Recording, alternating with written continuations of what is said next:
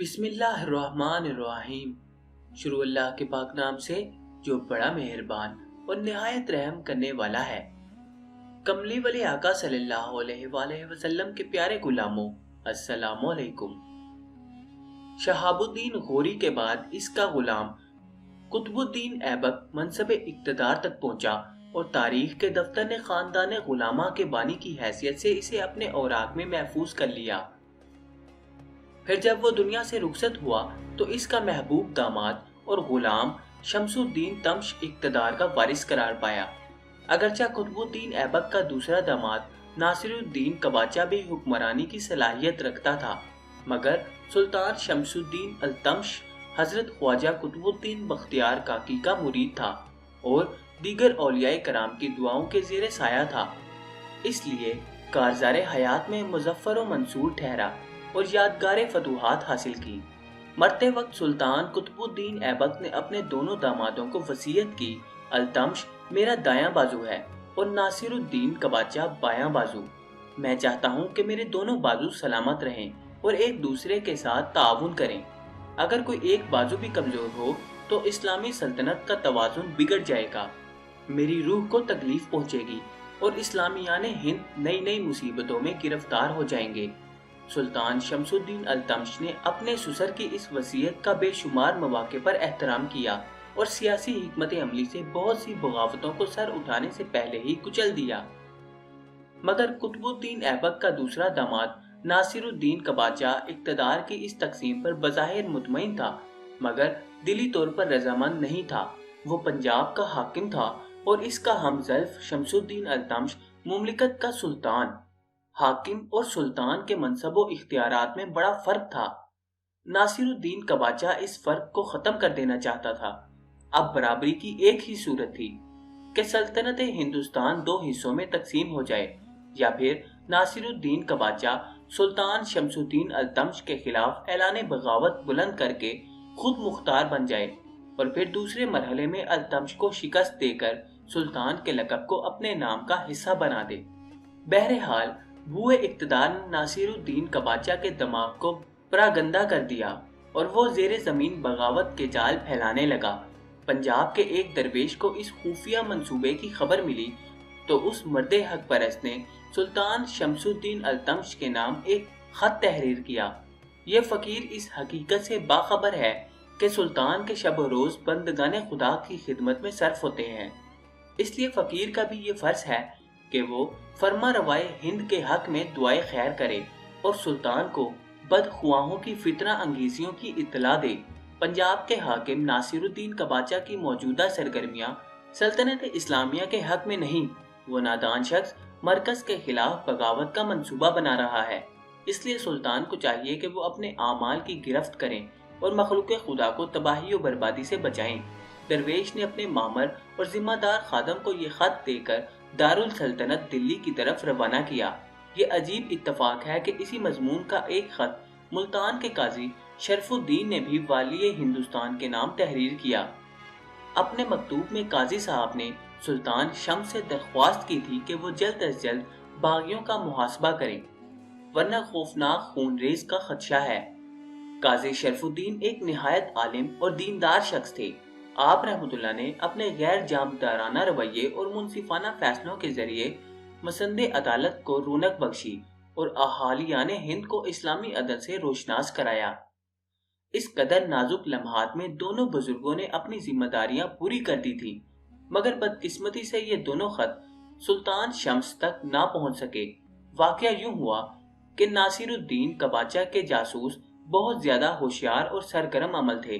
جب دونوں قاصد پنجاب کی سرحد کے قریب پہنچے تو جاسوسوں نے انہیں پکڑ لیا اور پھر ایک ہی لمحے کی تاخیر کے بعد انہیں ناصر الدین قباچہ کی خدمت میں پیش کر دیا۔ قباچہ نے ملتان کے گوشہ نشین درویش اور قاضی شرف الدین کے خطوط پڑھے اور پھر جیسے ہی وہ آخری سطر تک پہنچا غضبناک ہو کر چیخنے لگا، میری مملکت میں رہتے ہو، میرا نمک کھاتے ہو اور میرے ہی خلاف سلطان کو ورگلاتے ہو۔ یہ کہہ کر ناصر الدین قباچہ نے اپنے سپاہیوں کو حکم دیا کہ درویش اور قاضی ملتان کو اس کے دربار میں پیش کیا جائے۔ درویش اور قاضی شہر دربار میں بے نیازانہ داخل ہوئے۔ नासिरुद्दीन ने दरवेश को अपने दाईं जानिब बिठाया और काजी शहर को शरफुद्दीन के सामने। दोनों बुजुर्ग सूरत हाल से बेखबर थे। इनके ख्याल में ये एक मामूल की कार्रवाई थी। इससे पहले भी नासिरुद्दीन का बादशाह दोनों बुजुर्गों को दरबार में आने की दावत दे चुका था। इन मुलाकातों में इंतजामी अमूर जेर बहस आए थे। फिर ये दोनों बुजुर्ग अपनी राय और मशवरे देकर रुखसत हो जाते थे। इस बार सूरत हाल बहुत संगीन थी। नासिरुद्दीन का बादशाह ने अपने सामने बैठे हुए काजी शरफुद्दीन को मुखातिब करते हुए कहा, काजी साहब, आपको मुझसे कोई शिकायत है? जाती तौर पर मुझे आपसे कोई गिला नहीं। काजी शरफुद्दीन ने आलमाना वकार के साथ जवाब दिया, तुम झूठ बोलते हो। अचानक नासिरुद्दीन का बादशाह का लहजा नाशाइस्ता हो गया।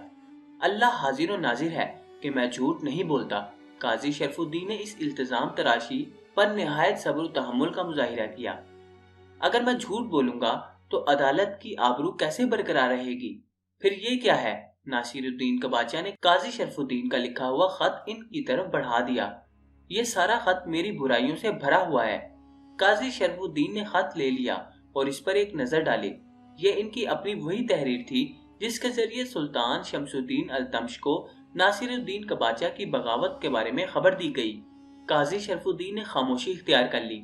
हाकिम पंजाब नासिरुद्दीन का बादशाह ने काजी साहब के सकुवत को एतराफ़े जुर्म से ताबीर किया और इसी वक्त जल्लाद को तलब करके इस मर्द पाकबाज को कत्ल करने का हुक्म जारी कर दिया। असूली तौर पर हुकूमत के मुजरिमों को सरे मक्तल सजा दी जाती थी, मगर नासिरुद्दीन का बादशाह ने काजी शरफुद्दीन को सरे दरबार कत्ल करा दिया ताकि मुल्तान के दरवेश पर इक्तदार की हैबत तारी हो जाए। फिर जब काजी शरफुद्दीन का जिस्म साकित हो गया तो खिदमतगारों ने इस शख्स के खून से दरबार के फर्श को साफ कर दिया, जो निहायत मुत्तकी और मुनसिफ था। दरवेश के चेहरे पर रंजो अलम के साए नुमाया थे। एक मर्दे हक को एक मर्दे आदिल के गिर जाने का कलक था। नासिरुद्दीन का बादशाह ने दरवेश की ये कैफियत देखकर समझ लिया कि इसकी तदबीर कारगर साबित हुई है। फिर इसने दरवेश से भी वही सवाल किया जो कुछ देर पहले मकतूल व मजलूम काजी से किया जा चुका था। शेख, क्या आपको मुझसे कोई शिकायत है? मेरे और आपके दरमियान कोई मुखासमत नहीं। दरवेश ने कलंदराना लहजे में जवाब दिया। फिर ये क्या है? कबाचा ने दूसरा खत दरवेश की तरफ बढ़ा दिया।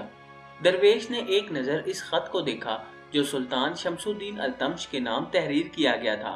हाँ, ये मेरा ही मकतूब है। दरवेश की पुरजलाल आवाज दरबार में गूंजने लगी।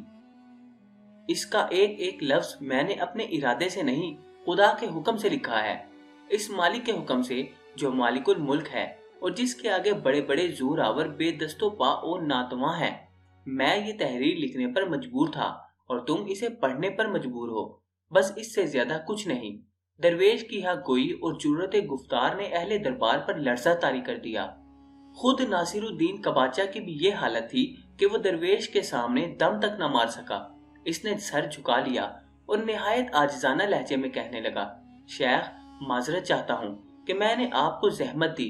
दरवेश ने सरे दरबार काजी शरफुद्दीन के हक में दुआए मगफिरत की और हाकिम पंजाब के दरबार से निकलकर अपनी खानका की तरफ चले गए। ये दरवेश सिलसिला सहरवर्दिया के मशहूर बुजुर्ग हजरत शेख बहाउद्दीन जिक्रिया मुल्तानी रहमतुल्लाह तआला अलैह थे, जिनकी रास्तगोई और बेबाकी की तारीख हिंद के औराक पर इस तरह सब्त है कि सदियों का गुबार भी इसे धुंधला नहीं सका। काजी शरफुद्दीन हक के रास्ते में कुर्बान हो गए, मगर इनका खूने नाहक ऐसा रंग लाया कि नासिरुद्दीन कबाचा की दास्तान हयात भी सुर्ख हो गई। 614 हिजरी में दरियाए जनाब के किनारे सुल्तान शमसुद्दीन अल्तमश और नासिरुद्दीन कबाचा के दरमियान एक खूनरेज जंग हुई। कबाचा को शिकस्त हुई और वो मैदान जंग से फरार हो गया।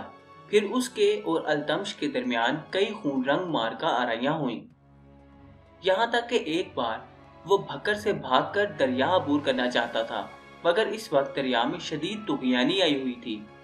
अंजाम कार नासिरुद्दीन कबाचा सैलाब की नजर हो गया। जानने वाले जानते हैं कि ये काजी शरफुद्दीन के कत्ल का अजाब था जो कई साल तक कबाचा पर नाजिल होता रहा, और ये मौजे अजाब इस वक्त रुकी जब नासिरुद्दीन कबाचा जिल्लत और बर्बादी की मौत से हमकनार हो गया। जज़ाकल्लाह।